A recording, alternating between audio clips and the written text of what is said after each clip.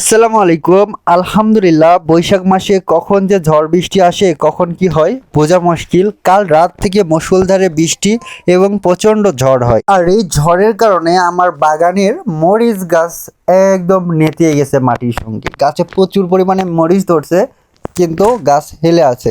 আর দেখুন গ্রামের প্রাকৃতিক দৃশ্য, পাশাপাশি রাস্তার অবস্থা একদমই শেষ, কারণ গ্রামে তো পাকা রাস্তা নাই, যার কারণে এরকম অবস্থা। এই যে চলে আসলাম আমার ছোট্ট বাগানে।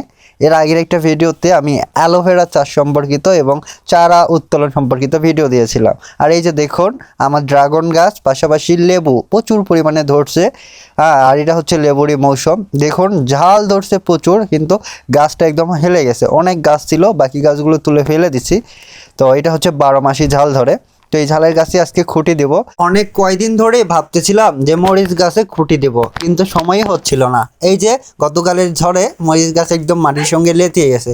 এখন খুঁটি না দিলেও হবে না। আর গাছে প্রচণ্ড মরিচ, আর এই ভারী সহ্য করতে পারে নাই, তো শাবল নিয়ে এসে খোঁড়া শুরু করে দিয়েছি।